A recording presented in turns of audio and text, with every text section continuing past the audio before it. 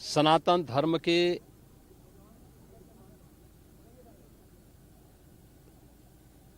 इस सबसे बड़े आयोजन का साक्षी बनकर के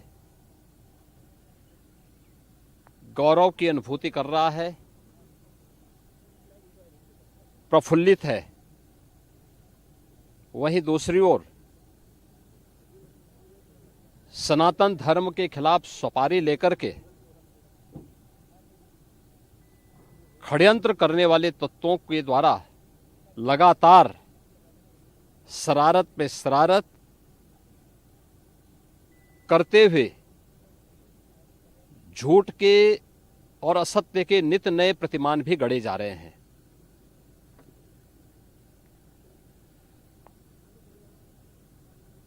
भारत के संसदीय लोकतंत्र की सबसे और सर्वोच्च संस्था देश की संसद में कांग्रेस अध्यक्ष श्री मल्लिकार्जुन खड़गे और समाजवादी पार्टी के अध्यक्ष श्री अखिलेश यादव का वक्तव्य इस ओर सबका ध्यान आकर्षित करता है। ये दोनों वक्तव्य न केवल इनके सनातन धर्म विरोधी चरित्र को उजागर कराता है, बल्कि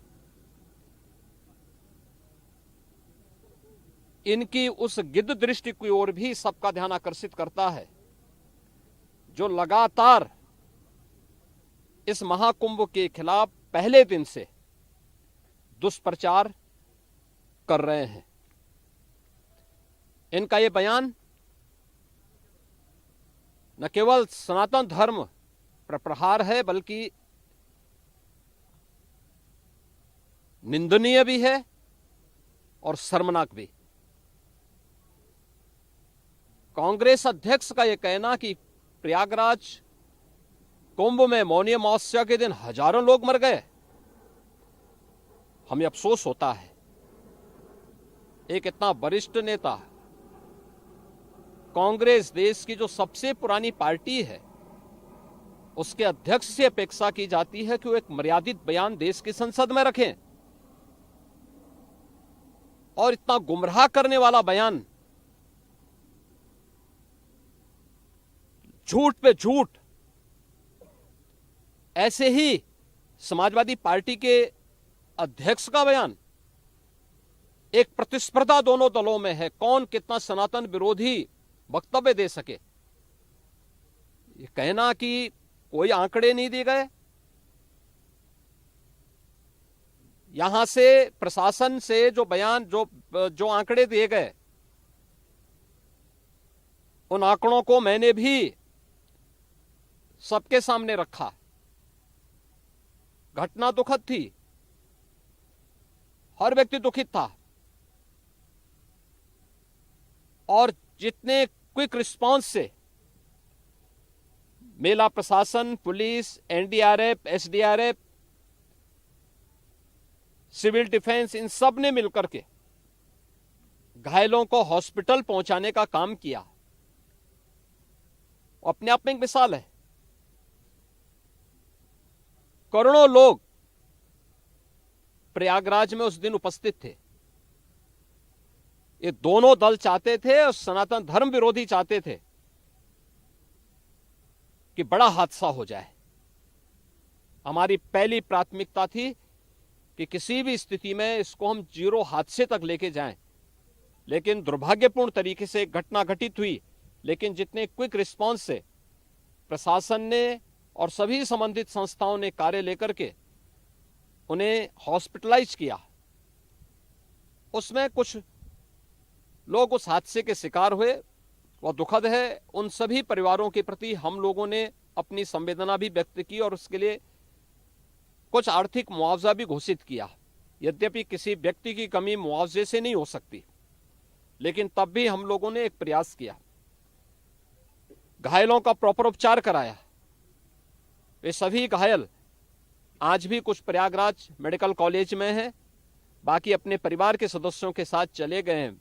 मैंने भी, मेरे साथ मेरे मंत्रियों ने भी, प्रशासन ने भी, प्रदेश के मुख्य सचिव ने भी, प्रदेश के डीजीपी ने भी उन सभी लोगों से मुलाकात की थी।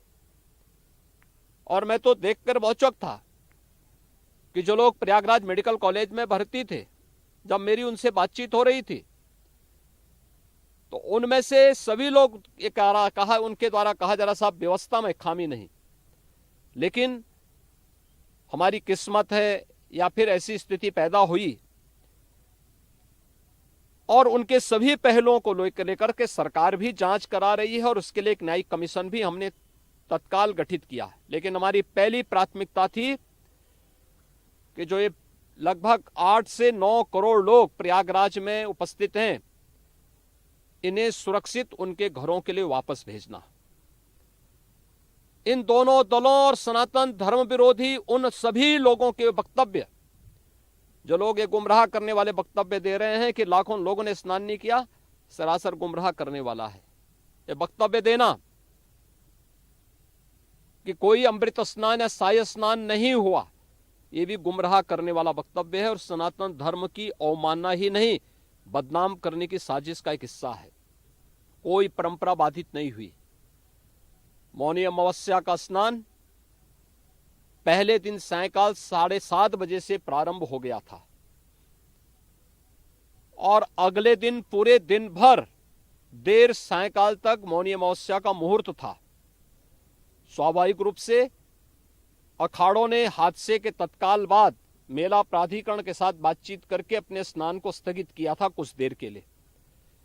और फिर जब मेरी उनसे बातचीत हुई दोपहर के बाद, सभी अखाड़े और पूज्य संतजन, आचार्य महामंडलेश्वर, वे इस स्नान का हिस्सा बने और वही परंपरागत तरीके से सभी स्नान भी हुए।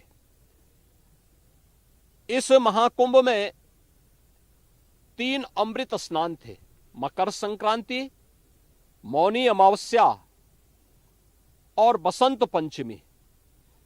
इन तीनों में अमृत स्नान हुए जिसमें सभी अखाड़े भागीदार बने।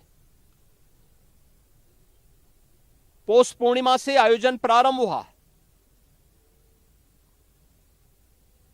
समाजवादी पार्टी के अध्यक्ष का यह वक्तव्य भी कि सरकार ने 100 करोड़ की घोषणा की थी, मुझे लगता है कि उनको बयान थोड़ा पढ़ना चाहिए। ये लोग 12 बजे सो करके उठने वाले लोग हैं।